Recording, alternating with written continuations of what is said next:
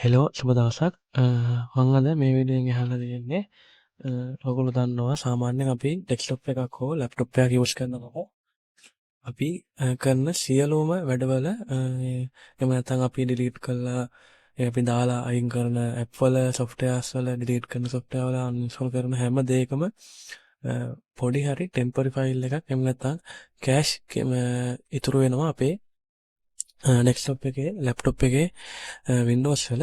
ඉතින් මම අද කියලා දෙන්නේ කොහොමද එහෙම ඉතුරු වෙන කෑෂ් ෆයිල් ටෙම්පරරි ෆයිල් නිවැරදිව හරියටම ඔයාගේ ඩෙස්ක්ටොප් එකෙන් හෝ නැත්නම් ලැප්ටොප් එකෙන් අයින් කරගන්නේ කොහොමද කියලා.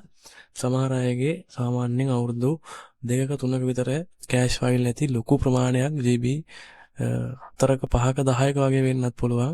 ඒ ඔක්කොම දේවල් කිසිම අවුලක් නැතුව නිවැරදිව බය නැතුව අයින් කරගන්නේ කොහොමද කියන එක තමයි මම අද මේ වීඩියෝ එකෙන් පෙන්වන්න යන්නේ. ඔයගොල්ලෝ මුලින්ම ඔයගොල්ලන්ගේ ලැප්ටොප් එක හෝ ඩෙස්ක්ටොප් එක ඕපන් කරගෙන ඔයගොල්ලෝ මුලින්ම ඔයගොල්ලන්ගේ Windows බටන් එක මෙන්න මෙතන right click කරලා මෙන්න මේ run කියන command එක දෙන්න. එහෙම නැත්නම් ඔයගොල්ලන්ට පුළුවන් ඔයගොල්ලන්ගේ Windows බටන් එකයි R අකුරයි press කරලා මෙන්න මේ විදිහට ඒක ගන්න. අරගෙන මෙතන ඔයගොල්ලෝ මුලින්ම ගහන්න TEMP කියලා temp කියලා ගහලා ඕකේ දෙන්න. ඊට පස්සේ ඔයගොල්ලන්ට මෙන්න මේ වගේ ඔයගොල්ලන්ගේ ෆයිල් වගේක් බලා ගන්න පුළුවන් temp ෆයිල් වගේක්. මෙතන ගොඩාක් ඇති මේක කිසි අවුලක් නැතුව මේක control A එකත් එක්ක ඔක්කොම select කරලා ඊට පස්සේ shift එකයි delete එකයි delete බටන් එක එකට ඔබන්න. shift එකයි delete බටන් එකයි දෙකම එකට ඔබන්න. ඊට පස්සේ මෙන්න මෙතන එනවා මේ message එක මේක yes කරලා මෙතන ටික් එක දාලා skip කරන්න.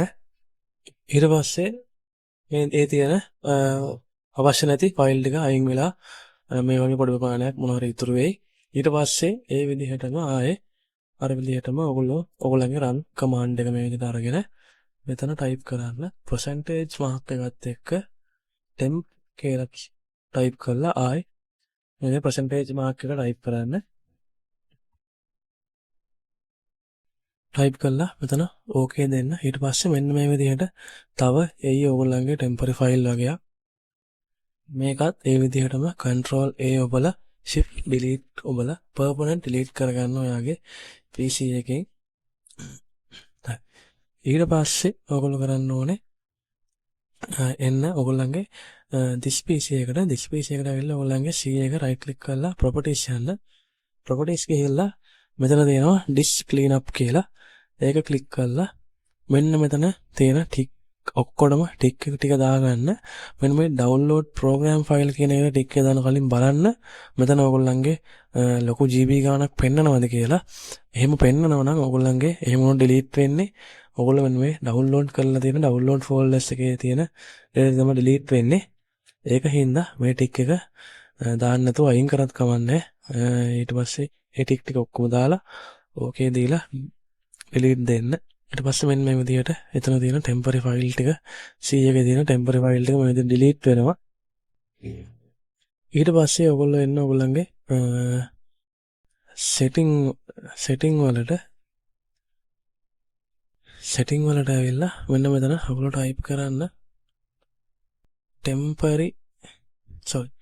ඔයගොල්ලෝ type කරන්න storage setting විදිහට STO වගේ ගාලා තවනම් එනවා storage setting කියලා මේක ඇතුළට එන්න. ඒක ඇතුළට ආවට පස්සේ ඔයගොල්ලන්ට මෙතන load වෙනවා ගොඩක් මෙහෙම එක මේව load වෙයි. මෙතන තියෙනවා ඔයගොල්ලන්ගේ temporary file කියලා. මෙන්න මේක click කරන්න. දැන් මගේ නම් temporary file නැහැ මොකද මම නිතරම clean කරන හින්දා මගේ temporary file එහෙම ඉතුරු වෙන්නේ නැහැ. ඊට පස්සේ මෙන්න මේ වගේ load වෙයි ඔයාගේ PC එකේ තියෙන temporary file.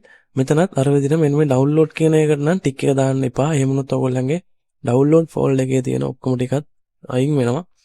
ඒ ටික එක දාන්න නැතුව අනිත් ටික ඔක්කොම දාලා remove file කියන එක දෙන්න. ඊට පස්සේ මෙතන process එකක් ගිහිල්ලා මේ file වල තියෙන ඔක්කොම cache ටික clear වෙයි. හරි ඊළඟට ඔයගොල්ලන්ට පුළුවන් ඔයගොල්ලෝ එන්න ඔයගොල්ලන්ගේ Google එකකට හරි ඔයගොල්ලෝ use කරන web browser එකට ඇවිල්ලා ඔයගොල්ලෝ web browser එකේ type කරගන්න CC cleaner කියලා මෙන්න මේක CC Cleaner කියලා CC Cleaner කියලා ටයිප් කරගෙන ඊට පස්සේ එතන එනවා download CC Cleaner කියලා. අන්න ඒකට යන්න මම මේක link එක description එකේ දාන්නම්. ගිහිල්ලා මෙන්න මෙතනින් මේක free download කරගන්න. ඊට පස්සේ download කරගත්තට පස්සේ ඔයගොල්ලන්ට පුළුවන් මෙන්න මේ වගේ setup එකක් එන්නේ. මේක install කරගන්න තියෙන්නේ. මගේ නම් දැන් install වෙලා තියෙන්නේ ලොකු දෙයක් නෑ. ඒක නම් double click කරලා install කරගන්න තියෙන normal. ඊට පස්සේ ඔයගොල්ලන්ගේ මෙන්න මේ වගේ එනවා CC Cleaner කියලා app එකක් software එක මේක open කරගන්න.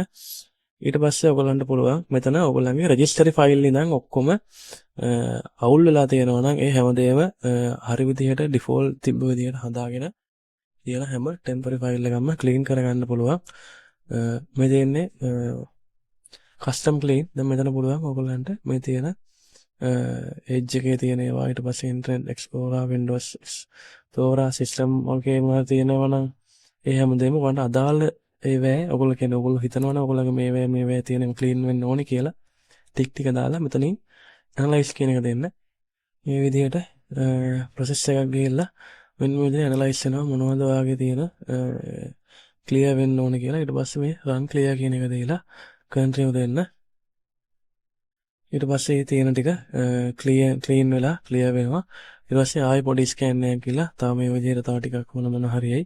ඒකත් අර විදිහටම ක්ලීන් දෙන්න. ඊට පස්සේ මේ විදිහට මෙන්න මේක ක්ලීන් වෙලා යනවා.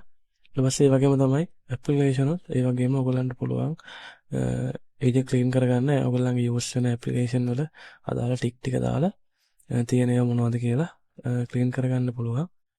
ඊට පස්සේ තමයි ඔයගොල්ලන්ට මෙතන පුළුවන් තව මෙන්න මේ registry කියන එකට ඇවිල්ලා ඔයගොල්ලන්ට පුළුවන් ඔයගොල්ලන්ගේ system registry file මොනවා හරි issues තියෙනවා නම් ඒ දේවල් හොයාගෙන මෙතනින්ම ඒක අපිට ආයි trouble shoot කරන්න වගේ දෙයක් පුළුවන්. මෙතන කරන්න තියෙන්නේ මේ ටික ඔක්කොම වැල්ලා තියෙන්නේ දාලා scan for issues කියන එක දෙන්න. ඊට පස්සේ මේ විදිහට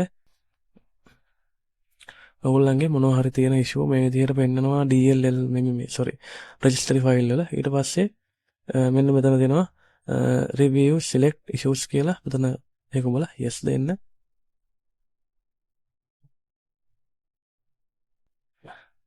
මෙන්න මේක ඔබලා save වෙන්න දාන backup එක මම නම් no දීලා ඊට පස්සේ fix all selected issues කියන එක දෙන්න.